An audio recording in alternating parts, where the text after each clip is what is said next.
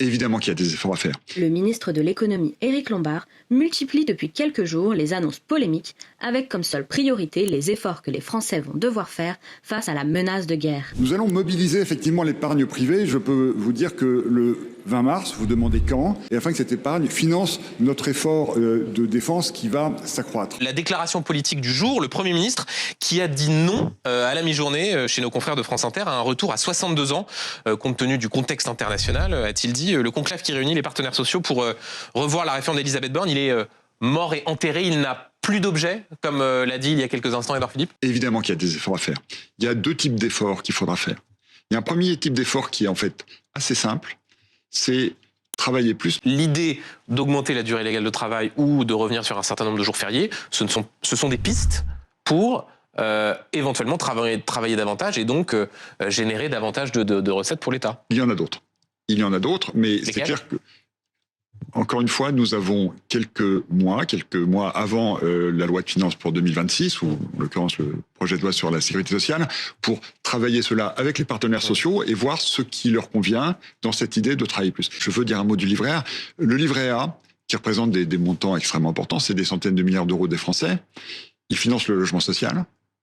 Nous pensons qu'il peut financer le nouveau programme nucléaire français. D'ailleurs, c'est aussi une utilisation qui peut être tout à fait féconde.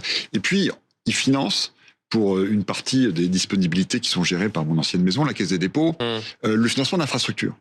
Le livret A peut tout à fait financer, on parlait naturellement avec la direction générale de la Caisse des dépôts, mais le livret A est piloté par le ministère des Finances et la Caisse des dépôts, les infrastructures de défense.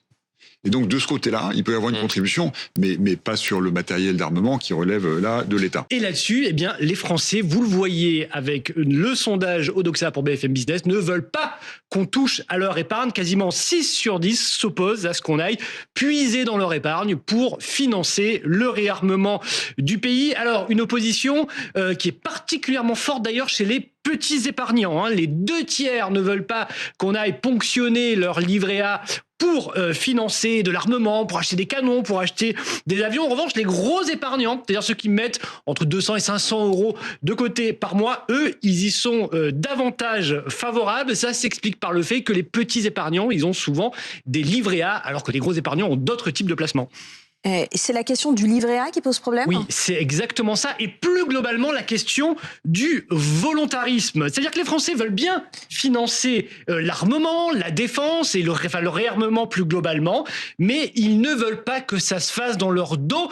Ils ne veulent pas qu'on aille prendre ces milliards d'euros du livret A pour, comme on dit, les flécher vers des dépenses d'armement. Nous sommes à un niveau d'endettement et à un niveau historique qui nous oblige à réussir cet effort. Vous avez vu, je ne sais pas si tous les téléspectateurs ont vu ça, mais les agences de notation qui expliquent quelle est la qualité de la note de la France, et c'est l'intérêt, le taux d'intérêt que nous versons à nos créanciers. Nous ont mis sous surveillance négative. Ça veut dire que si nous ne sommes pas convaincants, mais d'ailleurs c'est pas pour les agences de notation, c'est pour nos enfants. On est en train de faire payer notre modèle social en augmentant la dette que nos enfants et petits-enfants devront rembourser. Ça n'est juste plus possible. Le réflexe français, pardonnez-moi, mais de dire quand il y a un sujet, faisons payer les riches, le niveau d'impôt sur les revenus est un des niveaux élevés en Europe. Nous avons déjà beaucoup d'impôts qui frappent les entreprises.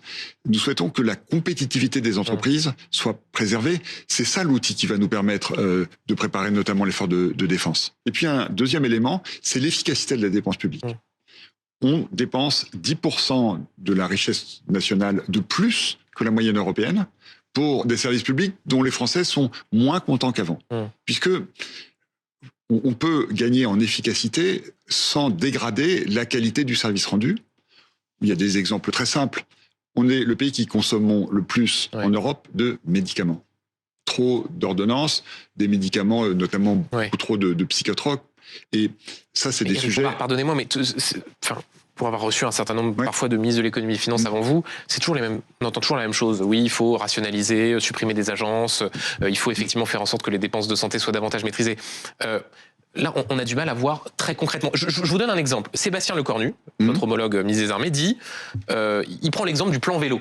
Et il dit franchement, dans un moment où on s'interroge sur les dépenses pour réarmer notre outil militaire, il dit est-ce que vraiment plusieurs milliards sur le plan vélo, il dit l'État s'est décentré de son rôle principal, il faut être capable de recentrer l'État sur ses missions. Ça veut dire aussi donc qu'il faudra renoncer à certaines politiques publiques, que par exemple ce plan vélo, c'est peut-être pas l'idée du siècle quand on a besoin d'acheter des Rafales en plus, des frégates, et qu'il faut dépenser plusieurs dizaines de milliards d'euros dans notre outil militaire. Le Premier ministre a lancé une revue des missions des ministères. Il a réuni tous les directeurs d'administration centrale avec évidemment les ministres, et nous sommes en train de revoir les missions. Il y a sûrement des missions qui ont été mises en place dans le passé qu'on pourrait relâcher. Quand il parle du plan vélo, il a raison ou pas? Je sais que c'est très décevant pour vous, ouais. Mais on est au mois de mars et on est en train de travailler sur un horizon long. Et donc, je ne veux pas mettre dans le débat public des idées qui n'auraient pas été avant concertées avec les personnes qui sont en charge. La situation internationale, avec les risques qui ont été évoqués par le président de la République, et on parle de la Russie, mais il y en a d'autres. Ouais. On est dans un monde qui redevient dangereux. On a tiré les bénéfices, les dividendes de la paix. On avait, après la guerre, un niveau de coût de la défense qui était de l'ordre de 5%, parfois plus, de la richesse nationale. On est descendu au-dessous de 2. En Europe, on va devoir remonter pour assurer, encore une fois, la paix en Europe. C'est ça notre objectif. Et il faudra que les Français fassent des efforts.